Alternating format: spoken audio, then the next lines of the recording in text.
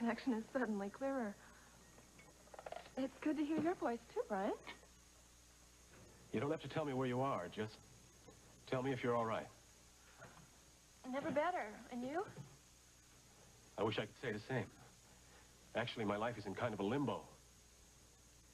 I'm not sure I know what to do about it. Well, I never meant for that to happen. Really? And what did you expect? Well, I thought with my being gone that things would become clearer for you. How noble. You did it all for me. No, not entirely. I see. Well, what happened then, Shannon? The idea of marriage suddenly turn you off? The prospects of life with old Brian suddenly strike you as dull? No, never. So now you're running all over Europe again, huh? Just like a gypsy. Well, that's much more your style. You enjoy, but I'll tell you something. You find somebody else to blame, all right? I'm not blaming you. You and Beatrice, it just happened. What gives you the power to look into other people's hearts, huh? What gives you the right to tell other people how they feel? I never said that... You said that I was in love with Beatrice, and then you ran off all heartbroken and self-sacrificing, and you left me here alone to handle this mess. Brian, don't deny yourself the chance at happiness with Beatrice just because I saw it first. You do love her. There you go again.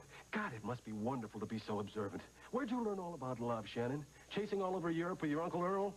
Getting drunk on vodka stingers and waking up married to some guy you know nothing about?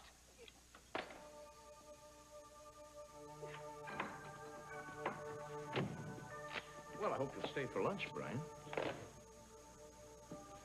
Trouble at the Argus? No. No, that call was actually for you. That was, Shannon. I guess I spoke my mind and got a lot of things off my mind that were bottled up since my wedding night. Anyway, she hung up on me. Do you know where she was calling from? I've no idea. Sorry.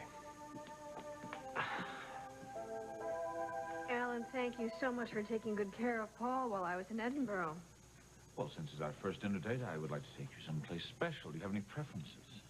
Well, I haven't been in Oakdale in so long. Almost any place would seem new to me. Although I did enjoy the Mona Lisa the last time I was here. And everyone in Oakdale goes to the Mona Lisa. I was thinking of this nice little place on the edge. Excuse me, Mother. Our fitter says that this dress needs to be let out in the waist so you can pick it up later. Just as long as it's ready in time for my dinner date with James. I'm not surprised that you're tired of the Mona Lisa. I've seen you there so often. Business meetings with Lucinda Walsh? And who takes you to the Mona Lisa so often, young lady? Holden Snyder and occasionally Barbara's brother Rick. Have fun tonight. We will, I'm sure. Well, what time do you want to pick me up? 7 o'clock sharp. And why don't I bring a bottle of champagne just in case we're celebrating your new job at Memorial? Care to join us in a toast, Emily? Thanks, but sorry, I've got plans. Oh, excuse me a minute, Susan. You just give my handsome son a big hug from me. Tell him I'll be there as soon as I can. Okay. Bye-bye. Checking up on how many times I've been out with Paul while you were gone? Actually, no. But now that I'm back, you can see him once a week, James. And don't try any tricks to win him over, or you won't see him at all. Tough as nails, aren't you? You bet. And speaking of tough ladies, when did you and Emily's mommy become so chummy? Actually, we just met. Attractive, isn't she? Okay, James, don't try to get a rise out of me on that when you can save your act for little Emily. And speaking of which, you and Susan can ride off into the sunset together as far as I'm concerned. You deserve each other.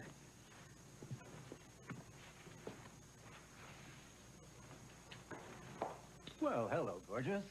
Hi, yourself. Say, what a change. Well, as long as you're in such a good mood, I'm going to push my luck. What do you say to getting together for drinks after work? Maybe. Are you still working at Memorial? Well, sure. Got an appointment there later. I'll tell you then, all right? Terrific.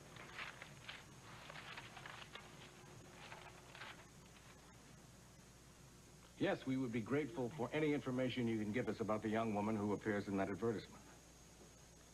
How grateful? What do you mean? A reward? Well, to be honest with you, I hadn't given that much thought. I see. He wanted to know how much money we were offering for information. Obviously, he's a good Samaritan. Penny and I fielded a couple of calls like that earlier today. Doesn't anyone who knows Sabrina read the newspaper? Or Sabrina herself. I mean, maybe she'll call herself. Let's just keep a positive thought about it. Oh, Hi. Hi, you two. What's the matter? What happened? Well, when I got out to Oxford, Dr. Hildebrand said that Franny had gone to Banbury, so I followed her there. Finley's dead. Somebody killed him. Oh, I'll get it. Honey. Hope it's not another scream. How did it happen? no. Well, we don't know.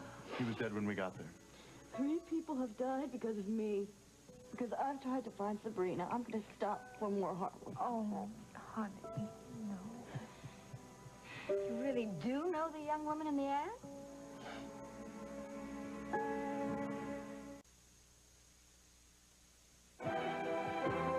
This portion of As the World Turns has been brought to you today by Pringles Potato Chips, regular light rippled cheesums and sour cream and onion, and by new unscented ivory shampoo and conditioner, fabulous hair without the fragrance. We'll continue with part 2 of As the World Turns in just a moment.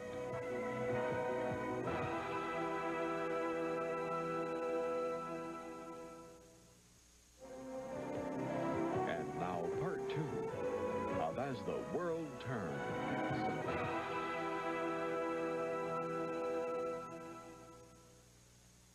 Just a minute, please.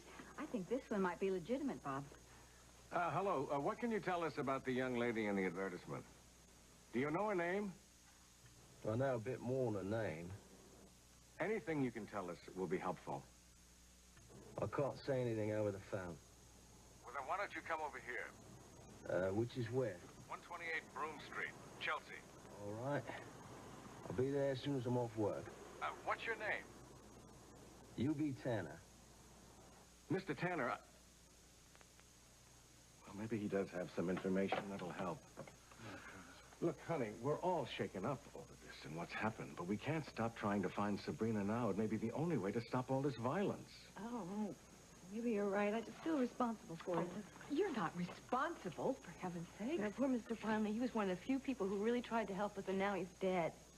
I wish I'd never seen Sabrina. Darling, if you'd never run into her, who knows this wouldn't have happened anyway. We just wouldn't have known about it. We may be doing her a big favor. We just might be saving her life.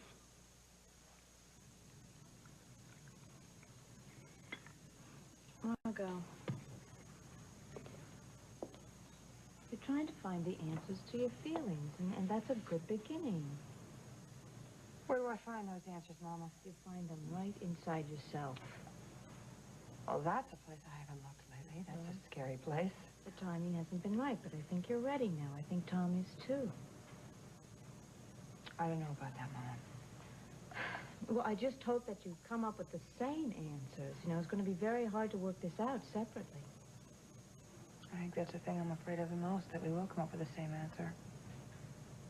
Well, why are you afraid? Because there only is one answer, Mama.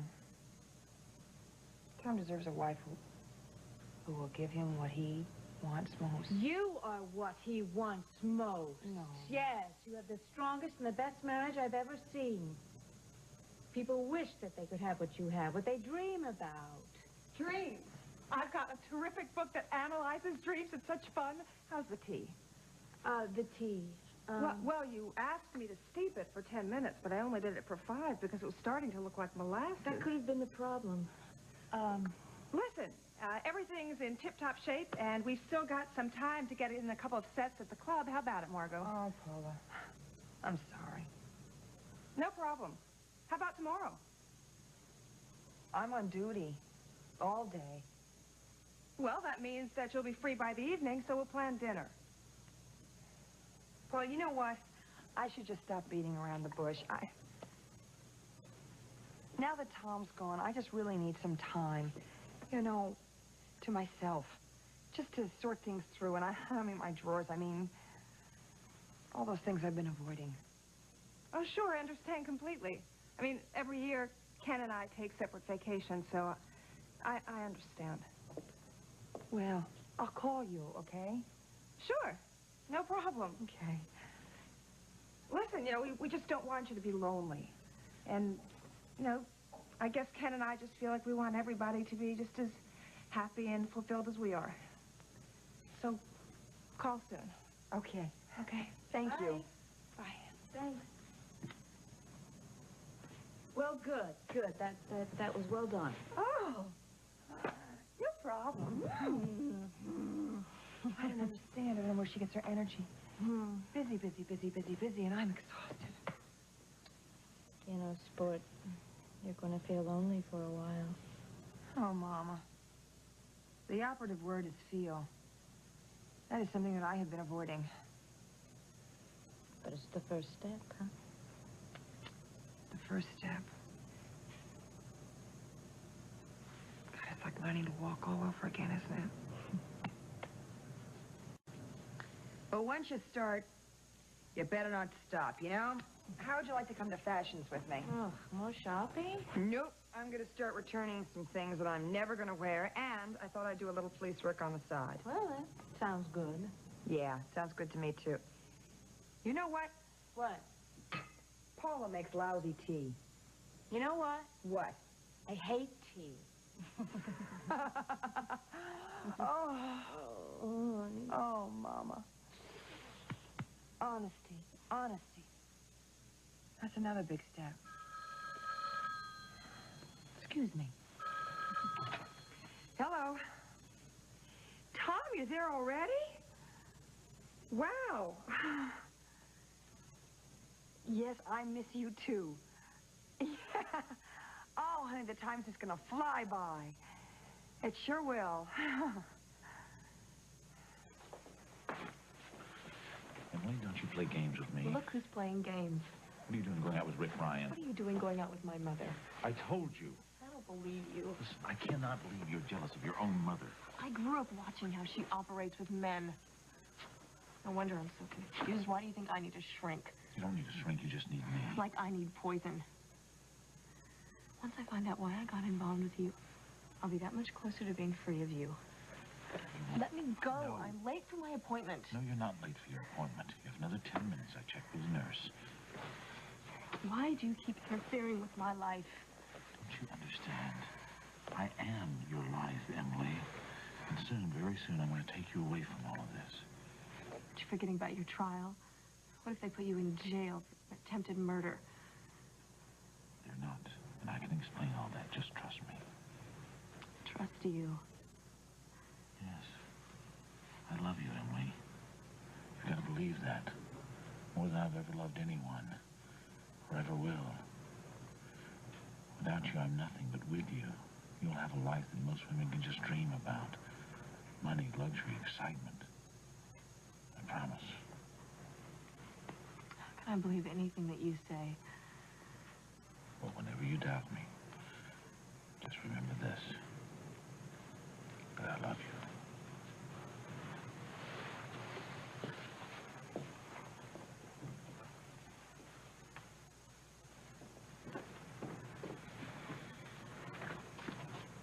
Well, hello, sunshine. Say, about that drink, what time do you want me to pick you up? Get lost.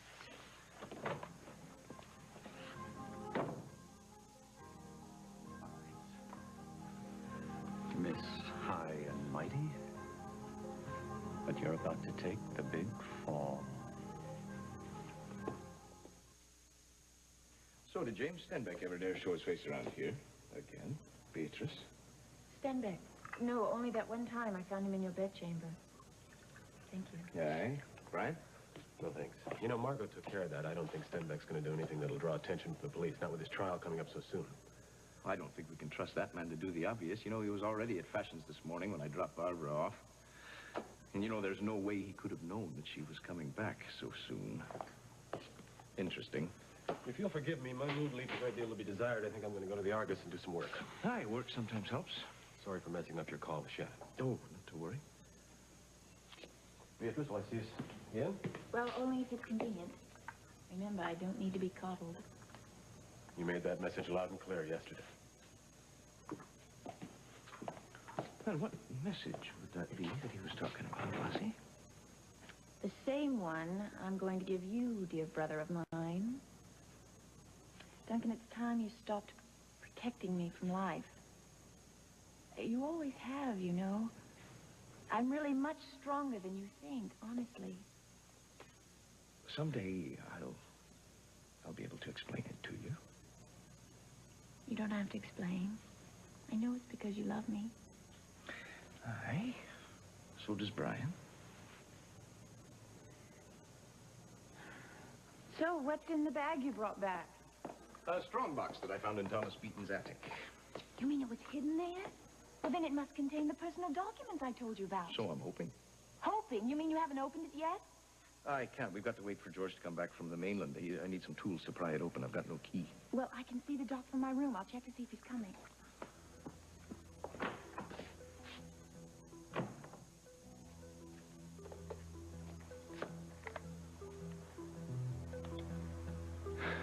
Overseas operator 12, please. The operator, that number I had you trace in Monte Carlo about an hour ago, could you get that for me? Thank you. Aye, I'll wait.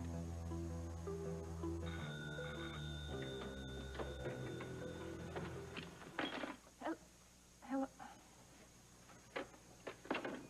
Darn it, I wonder who that was. Oh, if it's important, they'll call back. Now, admit it, that walk did you some good. You don't look nearly as suicidal as you did when you hung up on poor Brian. Poor Brian. What about poor Shannon? I'm the one that just got an earful of abuse for doing the most unselfish thing I've ever done. Well, now, I've been thinking about that, Shannon, and I mean, I agree it was unselfish up to a point. Come on, Harriet. I left the man I love, that I'm going to marry, so that he can be happy with someone else.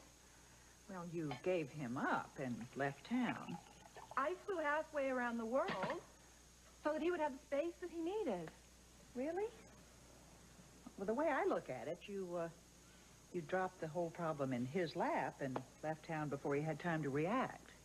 What'd you expect me to do, stick around and be their bridesmaid? Well, if you're going to start something, Shannon, you know, you have to see it through. You know how stubborn Brian can be. All right, Harriet. Spit it out. What are you trying to say? Well, some men don't like to have things pointed out to them, especially if they're things they haven't figured out for themselves. And I mean, Brian may go on denying forever his feelings for Beatrice because you told him about them. Well, that doesn't make any sense. Well, it does, if you think about it.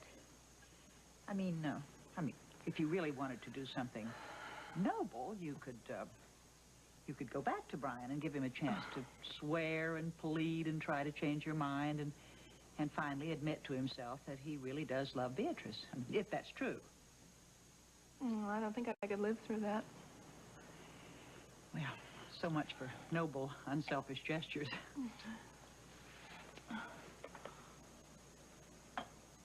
You're absolutely right, Harriet. You're absolutely right. I will give him a chance to prove me wrong.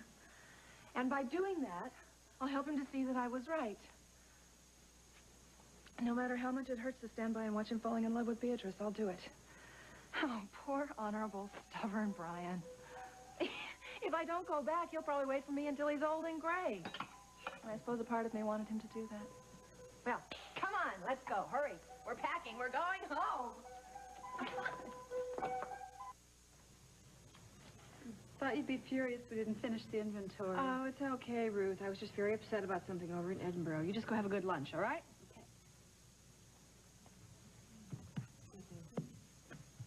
Hello.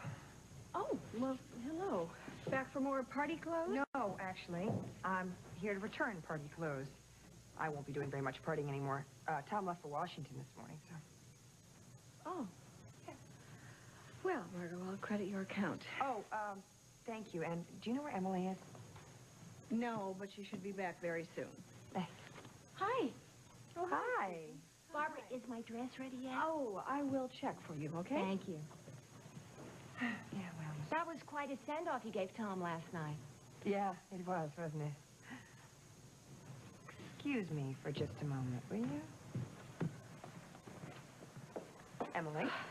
Hi. When Tom and I were here yesterday at Fashions, James told us that he was here to get Barbara's number in Scotland.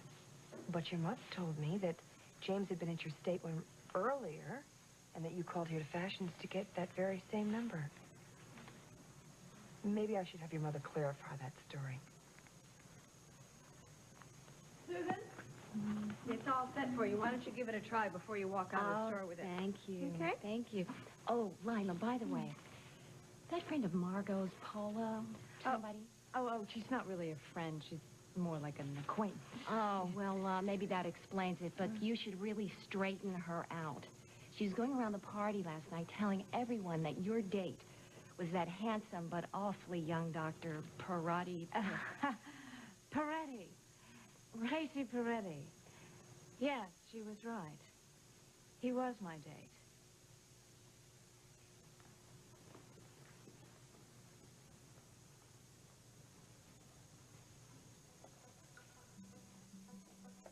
Beatrice, give me a hand. Now, I just found this under the floorboards when the fire broke out. I was too busy trying to save my own skin to give it a second thought. But fortunately, when Pearson went back to the fire ruins, he found it. That fire was no accident, was it, Duncan?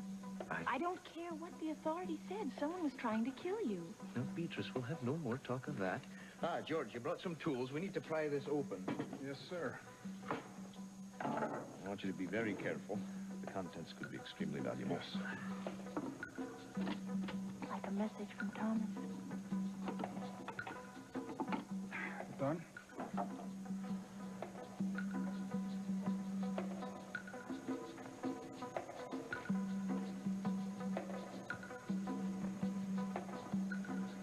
Appreciate you coming over, Mr. Tanner. A bit tasty, this, isn't it? Who are all these people? Oh, this is my family. The Hughes family, Mr. Tanner. Hello. Why don't you have a seat? How do you do? May I offer you some tea or a little sherry? Yeah, I could do with a bit of something. Yeah, it's a bit cold out there. About the girl in the photograph. Yeah, you seem a bit keen to find her, don't you? Franny? Mr. Tanner, do you notice anything? Oh, yeah. You do look a bit like the girl in the photograph. More than a bit, wouldn't you say? Do you know the other girl's name? Well, I never said I knew her name. But I see her every day. I know where she works. Where's that?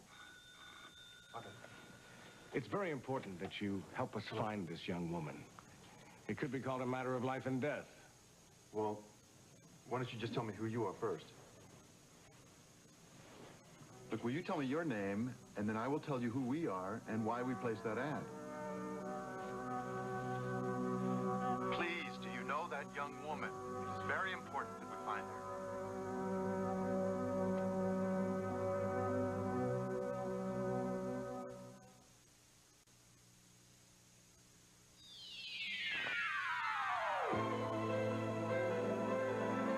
Stay tuned for Capital. Next on most of these CBS stations.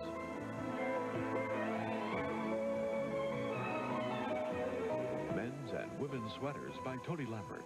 Furs by Christie Brothers.